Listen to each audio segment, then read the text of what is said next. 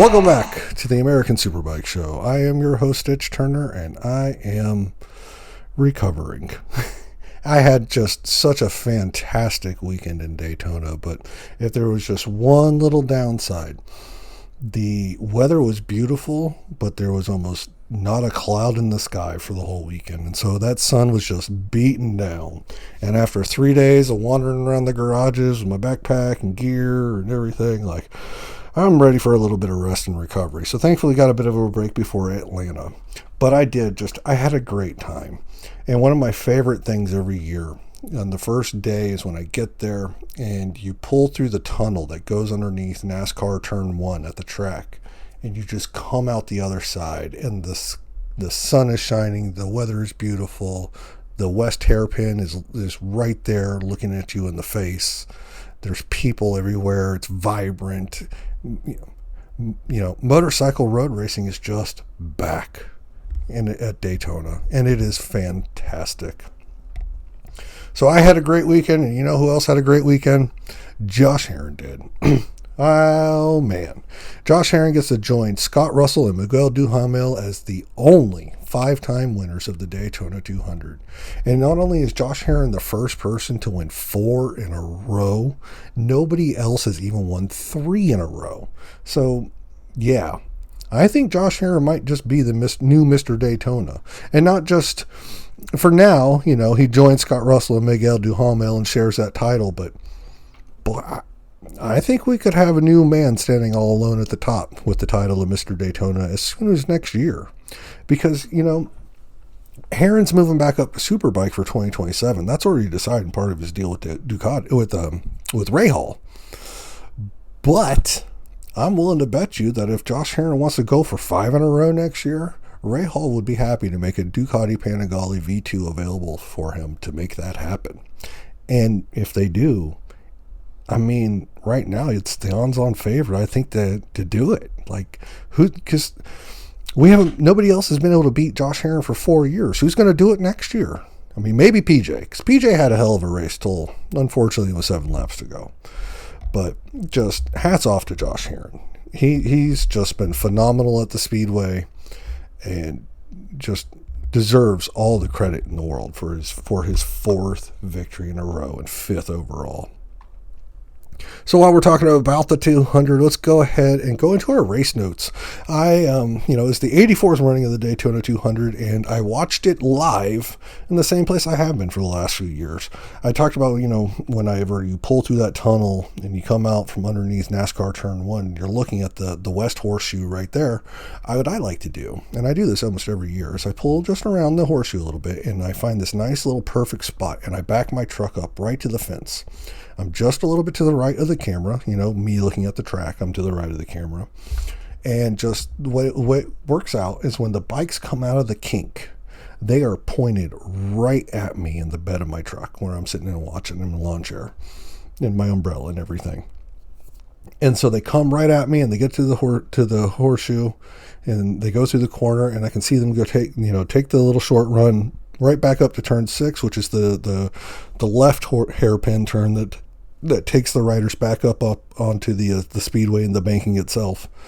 And then I can just stand up and I can see all of the banking going through NASCAR Turn 1 and 2 and then all the way around to the back stretch. And it's a great spot to watch a race. And so I think it's been at least 4, maybe 5 years in a row now that's been my spot where I set up camp and watch. So I watched the race live from there, and then I watched the replay yesterday on Moto America Live Plus, just so, because if there is one downside to being at the track is that you do kind of miss out from time to time on just little details that are happening throughout the race, but it's worth it because the bikes are fast and they are awesome and the time is great. So in the running of the race after lap 1, we had our one and only red flag of the race, and it was a brief little stop, fairly easy cleanup.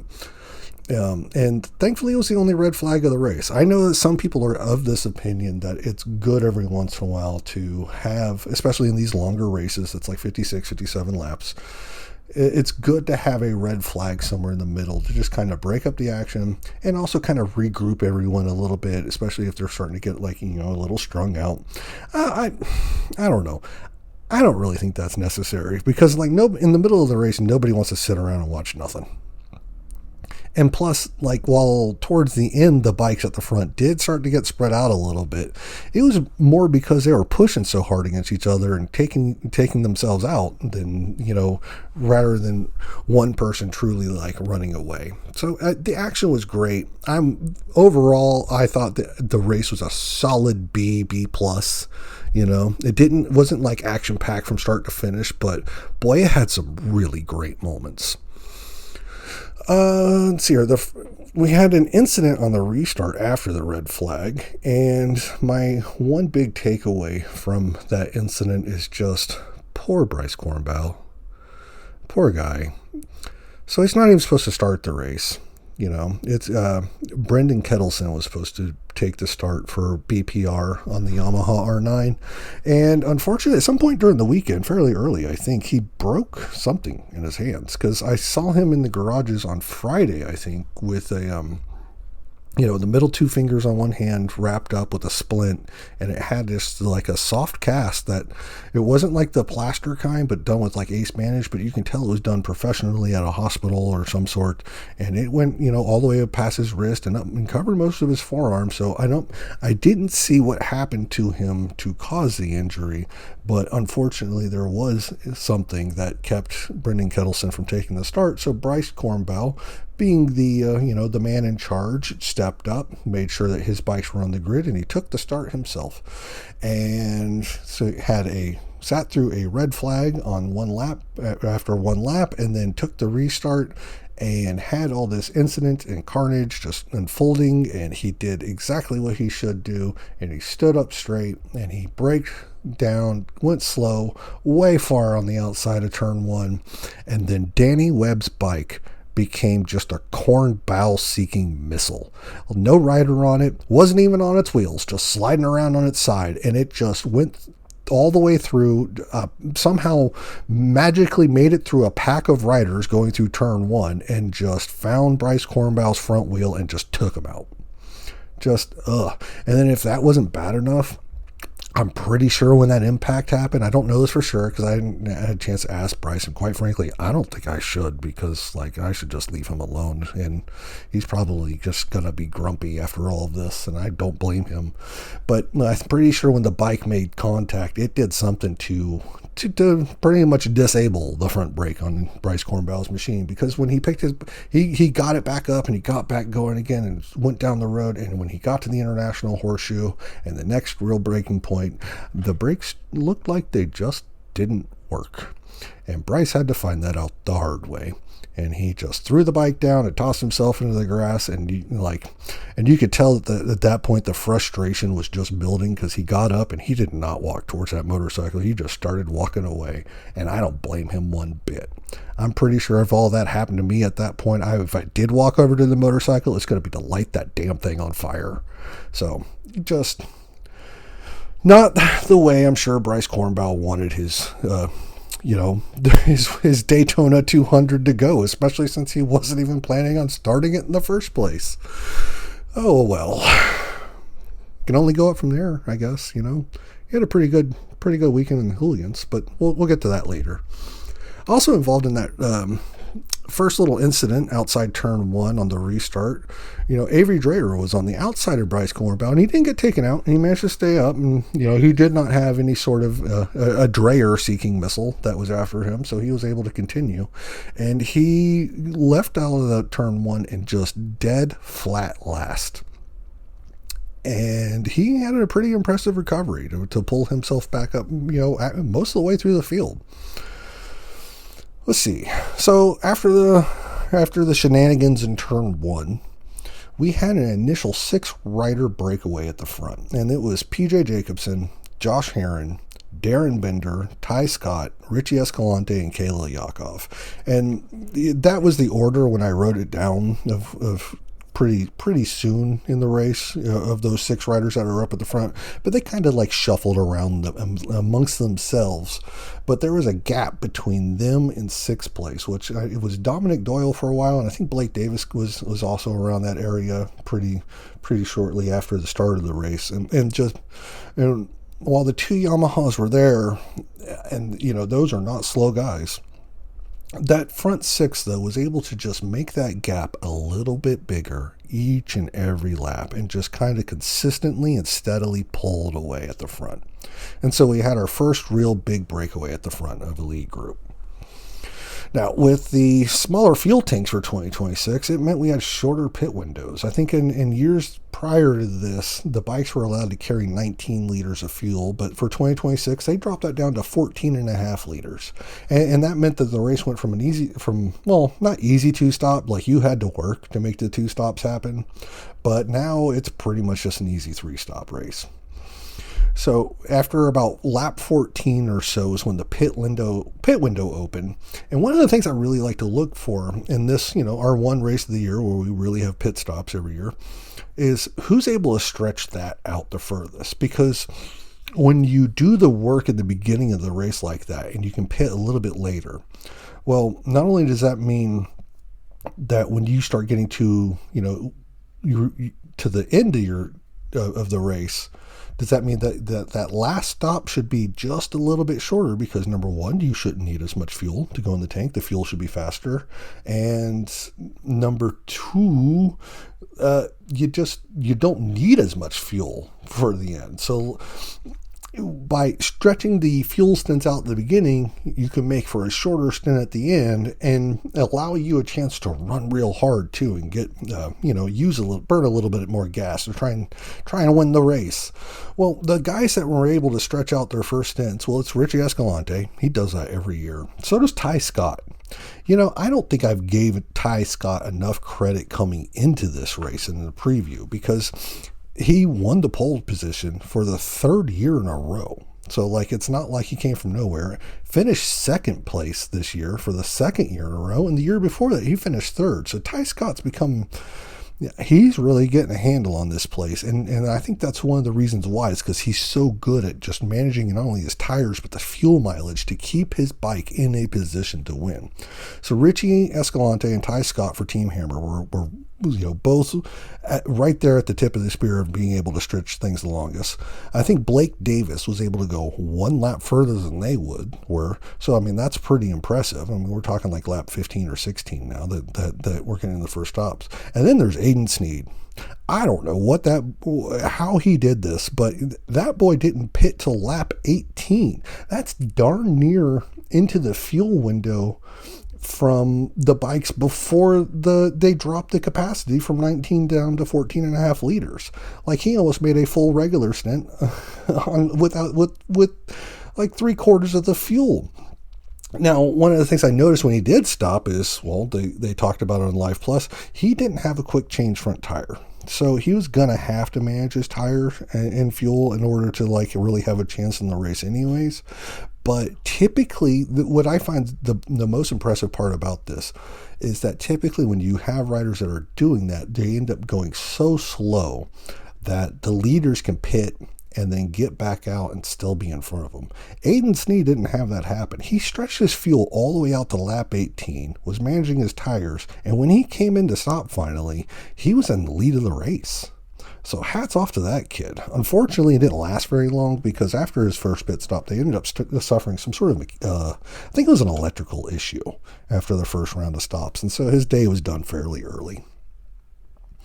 Also, when we were done with that first round of stops, the front got strung out a little bit, with PJ leading and Richie a little bit further back, and then a little gap to Ty Scott, and then a little, and Darren Bender and Josh Herrin. And Josh Herrin, I think he took that as a personal insult, because he just started ripping off a string of flyers, just fast laps. And I didn't write down exactly how many laps it took, but it was not a lot of laps that went by before all of a sudden we had a 3-rider group at the front again. And it was PJ Jacobson, Richie Escalante, and Josh Herrin. And they were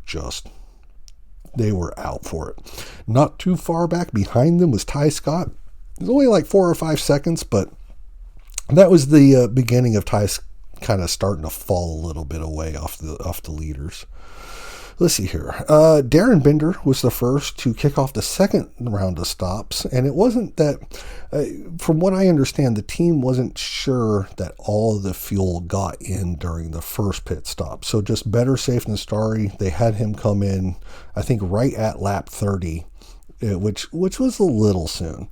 But, it's probably a good move in hindsight, especially considering he didn't run out of gas, at least, But then, let's see here.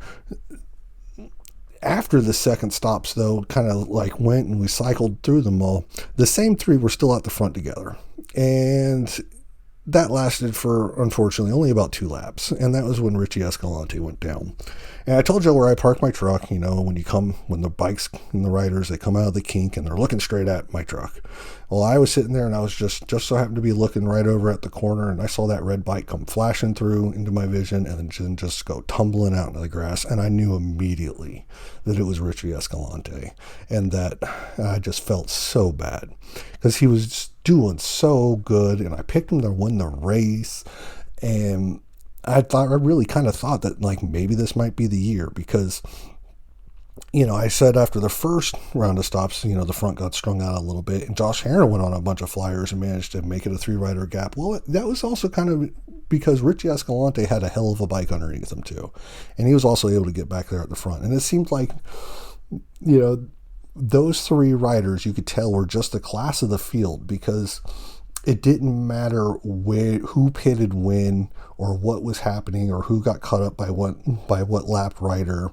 They could get strung out a little bit, but it wouldn't be very long before those 3 would be just finding themselves together again, way out on the front in their own. Ty Scott, once again, wasn't very far back, but it was definitely, we had that after, until the first set of stops, we had that 6-rider breakaway at the front. Well, after the first round and then the second round of stops, it was a consistent, just 3 riders were who we were looking at as that we're going to take home a Daytona 200 victory. From there, after Richie crashed, things kind of settled down for a while.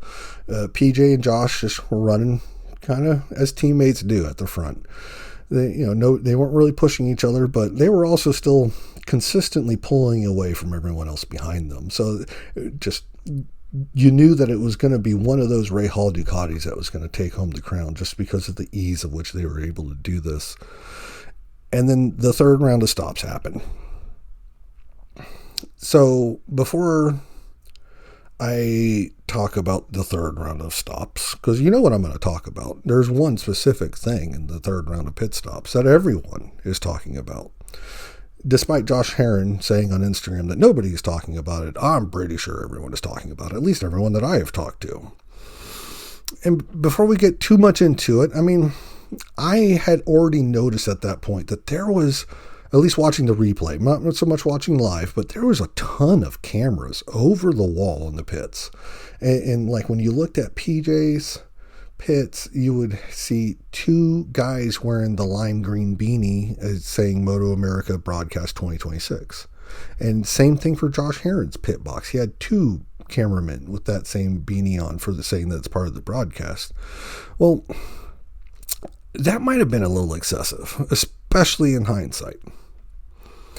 Now, when it comes to the incident itself, what happened was, for the third pit stop, most of you know, but we're going to go through it anyways. PJ and Josh came into the pits together. And their actual pit stalls themselves, it was PJ's, and I think there was a gap of 1 stall, and then it was Josh Herrin's pit stall. So they come in together, they service together, and they're getting ready to leave. And this cameraman that's for PJ's pit does this thing where he tries to back up to kind of get a quick zoom out as PJ's leaving his box. And he did this by walking backwards into a hot pit lane in the middle of a race. Now, I try not to cuss on this show because I understand y'all might have kids in the car or, just whatever environment. And if this applies to you, I'm going to give you a little warning. You're going to want to turn this down because in 3, 2, 1, what in the fuck were you thinking? Seriously. Just a complete lack of situational awareness and safety on that guy's part. I don't know who he worked for. I'm not going to speculate who he worked for. He was wearing one of the Moto America green bibs that typically signifies the TV broadcast crew. But I don't think that means that he was actually a Moto America employee. I've heard a lot of people speculating that it was actually part of the team's, presence. I don't know. And quite frankly, I don't care who he worked for. The only thing that matters is I hope he's not welcome back. It's just, there is zero reason for that to ever happen at a racetrack. And the only reason that something like that would ever happen at the racetrack is just a complete lack of safety and awareness by the individual who's causing it. And he should not be welcome back. You got independent media people out there like me and like I got to meet the guy from the Pin the Gas podcast, out there. People who are out there trying to just bring something to the fans of Moto America. And Moto America is rightfully cracking down on who they issue their media passes to. I didn't even apply for one for Daytona because I kind of figured that I just wouldn't get it because of the way that they're cracking down. But to still have just yahoos like that being a damn detriment to the safety of the event. Just, no, cannot stand. I need to move on because it just makes me mad just thinking about it.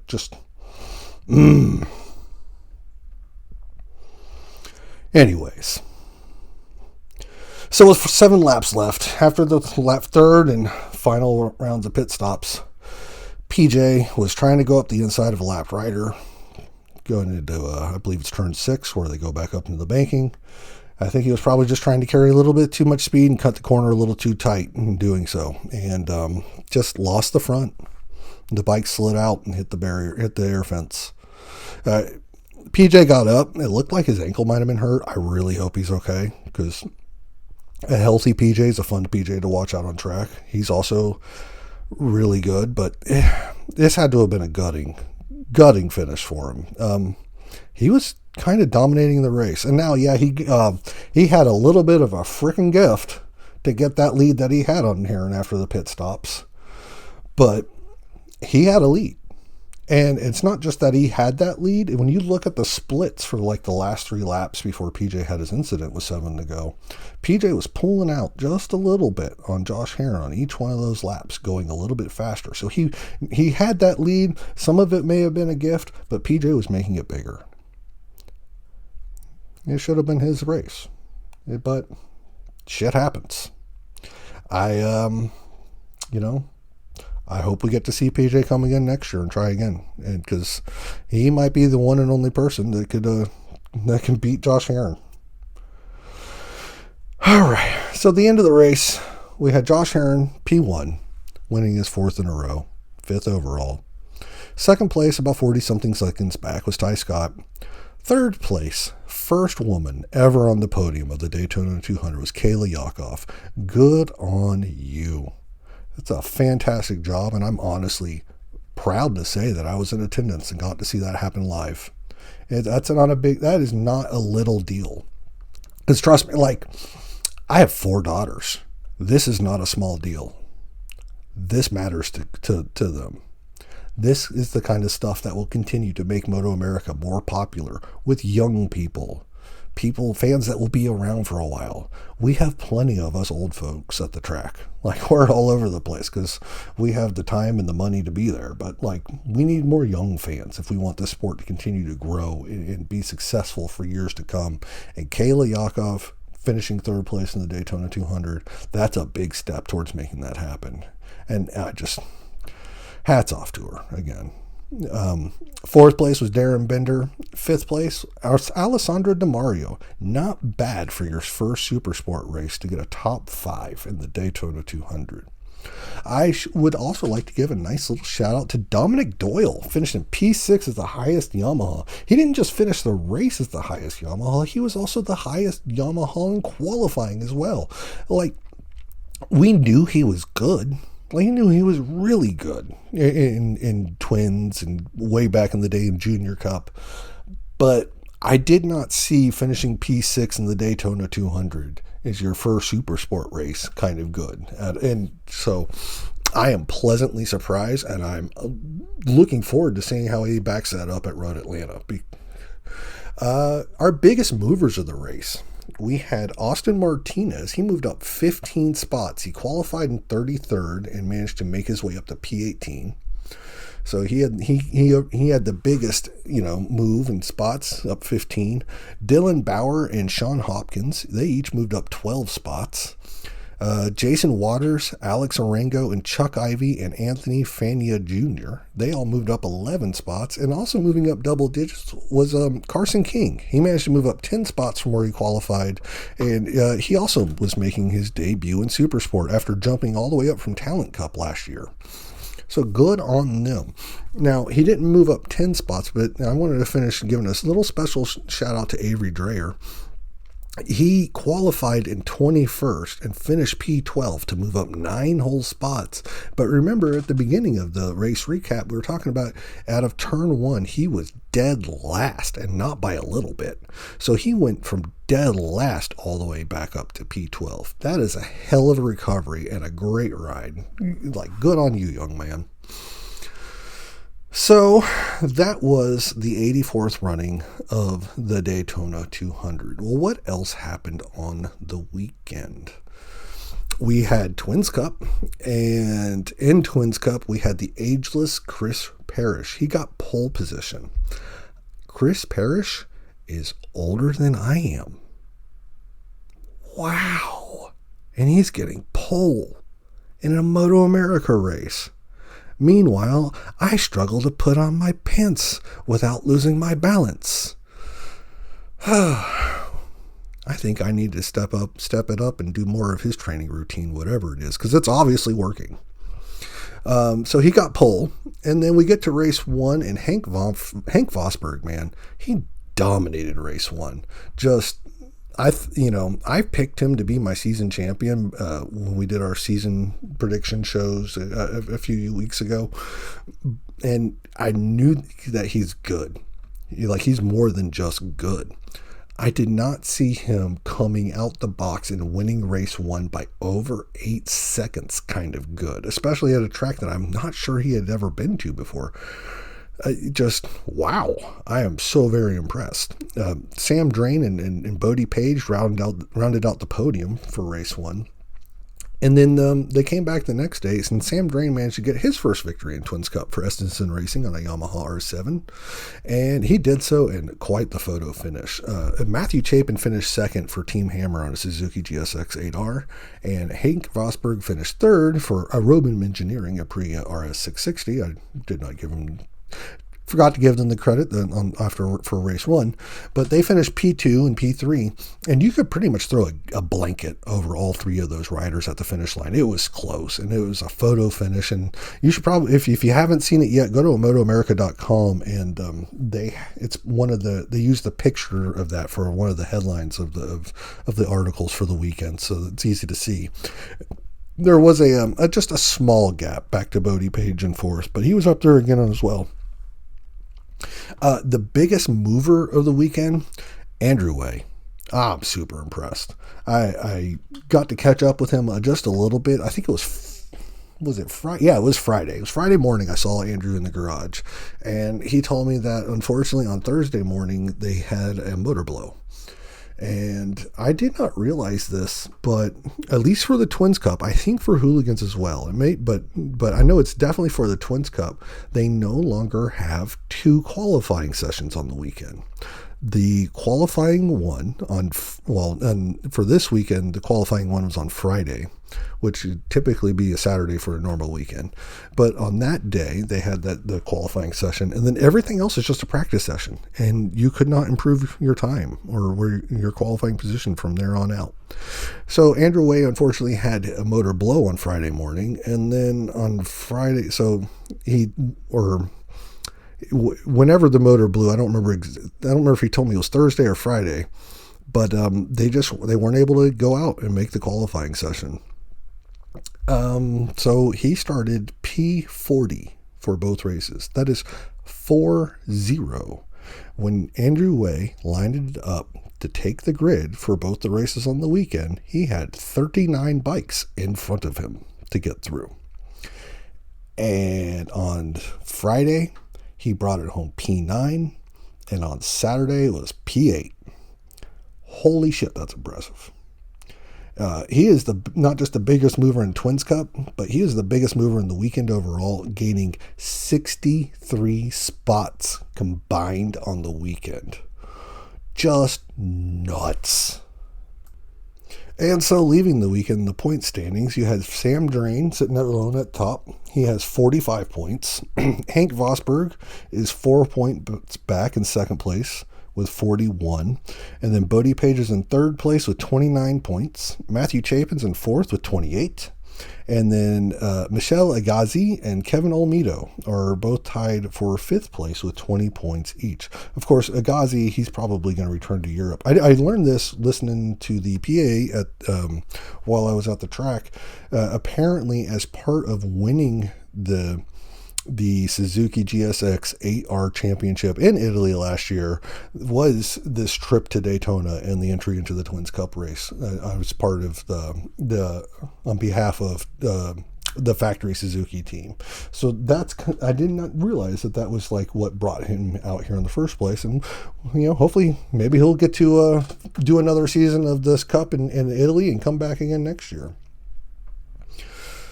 So next, after Twins Cup, let's go to Hooligans. Hooligans was crazy. And I think Hooligans is like, it might have finally, as a class, arrived. And I say finally as a class arrived, like I have not held back my opinion that I do not like how much the Harley Davidson was, and at least in 2025, it was clearly the better motorcycle over the rest of the field, and I think that the rules kind of had a little bit to do with that.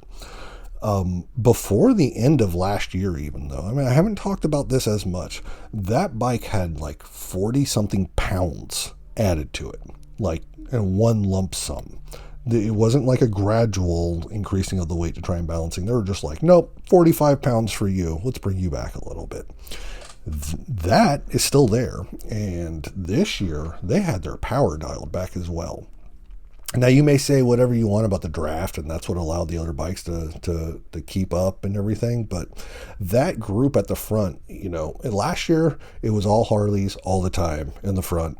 I don't think anything I think a Harley won. Davidson Pan America won every single Hooligans race last year, and it wasn't close, and I think they probably even finished damn near the podium. I think Andy DeBrino got a podium at a couple places, but it was just, I think it was all but 2 podiums last year, and the entire class on the season were filled by Harley Davidson Pan Americas. Now, the top 3 for race 1 and race 2, yeah, it's Harley Davidson Pan Americans again. But you can't say that it's just another carryover of last year. No, things have definitely changed. Yamahas were at the front with Andy DeBrino.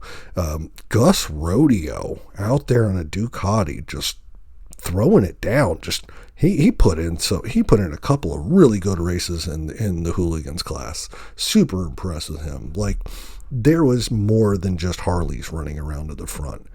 And full credit too, this wasn't just a Harley problem, because before the Harley Davidson Pan Americas took over, that old Indian FTR would dominate the class as well, and so it would just be the 2 or 3 Indians at the front, and then somewhere back further down the field would be everyone else.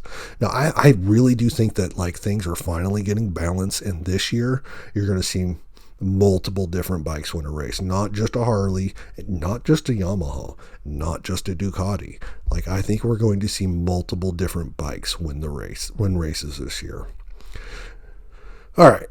Well, with all that being said, in race 1, it was Hog Spoley. Brought it home in first place. Jake West was second. Corey Lewis finished third. Travis Wyman finished fourth place on that super awesome 1990 Harley Davidson FXR. The last episode before this one, if you go and take a look at my feed and however you get this podcast, you will see that we had a nice little short interview with Travis Wyman, and I am super thankful that he was able to make that time for me. Because it was just such a cool ass bike. I loved it so much. Speaking of other cool bikes too, Bo Ashley Beaton, he finished 14th in race 1, and he was on that. I think they referred to the year as a 1946, but it was an Irving Vincent. And I guess, there's some guys down in Australia that are still making these things, and they're showing that it can still be a pretty cool bike out there on the track. Let's see here. In race 2, the top 5 positions were all covered by 0.3 of a second. So there's what we're talking about again with that, like, it was not just Harleys at the front, because while the Saddlemen team was able to take their second 1, 2, 3 in a row, with Jake Lewis winning, Corey West finishing second, and James Rispoli finishing third, you had Andy DeBrino and Gus Rodeo were just right there again at the front on not Harleys. And within 0.3 of a second of victory. You can't get that close on just drafting alone. I'm going to be really interested to see how these bikes all stack up against each other when we get to Road Atlanta, and with a little bit more of a heavier emphasis on just the right-left transitions and the corners of going around the circuit. That might be an area where the extra weight that was put on the Harley-Davidson last year starts to show its head. So, and you know what? I should probably, I'm just going to leave all that in. Y'all know I'm not the smartest person in the world. Hooligans won't be in Atlanta. I don't really know what I'm talking about. They'll be at Barber, which, same thing probably holds true there. That extra weight on the Harley Davidson, it's going to be interesting to see how that translates when we get to Barber. Let's see here. Mark Holden, number 11 on a Triumph. He was the biggest gainer of the weekend for the class. He managed to pick up 25 spots. He qualified in 37th place, and he finished 24th in race 1 and 25th in race 2, and that added together to make 25. So good on him. Look, how are the points now that we're leaving?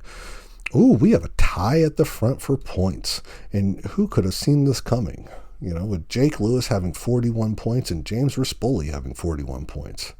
Probably the one person who probably could have seen that coming is the person that said that Jake Lewis and James Rispoli were each going to win a race this weekend. That's probably the only prediction I got right, so I'm going to reference it as much as I can. So those two are tied for the lead in points with 41 each. Corey West is in third place, just 1 point back with 40. And then you have Travis Wyman. He's in fourth place on that Harley Davidson FXR with 23 points. I really hope that bike comes back out again. I love everything about it. And good on Gus Rodeo. He had 2 fifth place finishes on the weekend. That equates to now 5th place in the championship. Kind of curious what Gus was doing this year. Haven't really heard anything. Didn't really know. Was a little bit surprised to see him show up in Hooligans, but I'm not surprised to see that he's having the success he did.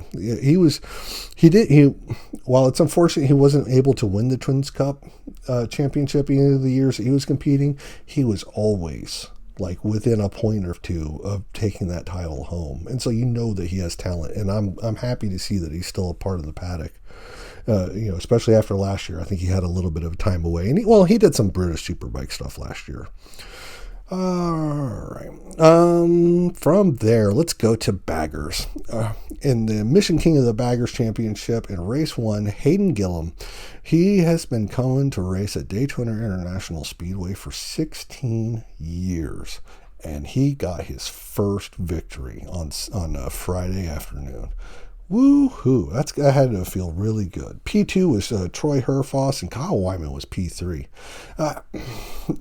I Said at the, in the signing lap episode, looking ahead to the weekend at Daytona, that I was going to pick Kyle Wyman to win both races, and I was not going to believe that anyone was going to beat him until I saw it. Well, I saw it.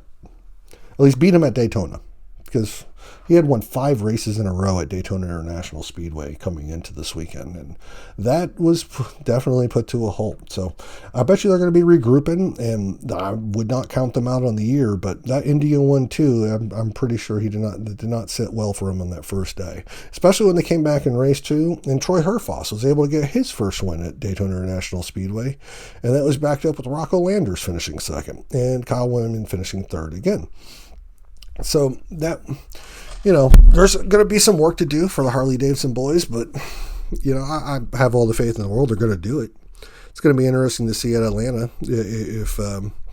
because it's going to be interesting to see how they do stack up in Atlanta, because Daytona, it really is a different animal than any of the other tracks that we visit. Just the long straights, the high banks may look great, but it allows so much more time at wide open throttle than you could ever reasonably achieve at any other racetrack. It just, you ask completely different things of the motorcycle at that point than you do anywhere else. And so while Indian was able to come out and get the wins at Daytona in both the races and second place, it's not a sure thing that they're just like, they're going to walk away with it this year. No. When we get to Atlanta, I think is when we're going to see the battle really start to take place on how the Harleys will stack up with the Indians. Of course, coming into the weekend, Hayden Gillum had been telling anyone that would listen that this was the bike that he wanted to be riding all along. And at first, I figured that, like, yeah, okay, that's kind of what you're supposed to say, but no, I don't think he was lying. He's good on that thing. So the biggest mover in the baggers class was James Rispoli. He moved up 6 spots over the weekend. He qualified in 8th place, and he managed to finish both races in 5th place. So he picked up 3 spots day 1, 3 spots day 2, 6 on the weekend. He's the biggest mover for the Mission King of the Baggers. And when we go and we look at the point standings, leaving Daytona, Troy Herfoss is out front, and he's got a little bit of a gap already on Indian. He's got 45 points.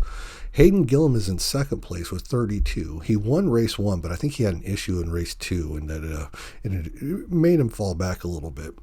Tied for 2nd place is Kyle Wyman on the Harley-Davidson, with 32 points, and he is followed by his teammate Bradley Smith in 4th with 26, and James Rispoli's in 5th with 22 points. So you got a pretty good mix. You got Indian, Harley. I think that's going to become even more jumbled up as the year goes on. Definitely still too early in that class to try and make any sort of sense of what's going to happen the rest of the year. And so that's it. It's our first recap of the season, Daytona International Speedway. I love it. I can't wait till next year to go back again. And we are going to have a show next week because there's still news to come, even though, we may have 3 off weekends or so before we get to the next round at Road Atlanta. I am aware of some stories out there that have not broken yet. And including Superbike, we got some announcements that are going to be coming. So I'm going to keep this show going every week. Even if we don't have any announcements over the next week, I do, I was able to get out there and put in the work this weekend. And so even if we don't have any news come out, I'm going to be able to have something to put out there. And I'm really, really excited about this season. I'm really, really thankful for this opportunity that you guys have given me, because while I can just go out there and do this on my own, it's a little bit different when nobody cares. And let me tell you, it was an amazing feeling. It happened a couple times over the course of the weekend. I got stickers for the show. And I've been handing them out. I've been going one to every rider that I've been introducing myself to, just kind of as a way to help them remember me by. I mean, I figure it's better than business cards, but I've also been just giving out to people around me, sitting around me at the track, that I see on pit lane. Anyone that tries to talk to me at all, I was giving them a sticker. And it happened more than once over the weekend that I would give someone a sticker and they say, oh yeah, I've listened to your show. That felt so good. It's an amazing feeling. And being there in the garages, I really do feel like that. I think I finally found what I want to do for a living. Now that I'm 44 years old. Turned 44 yesterday, by the way. Happy belated birthday to me. All right. Well, that's our show for the week. I'm going to wrap things up. I will talk to you next week. And until then, let's take care of each other.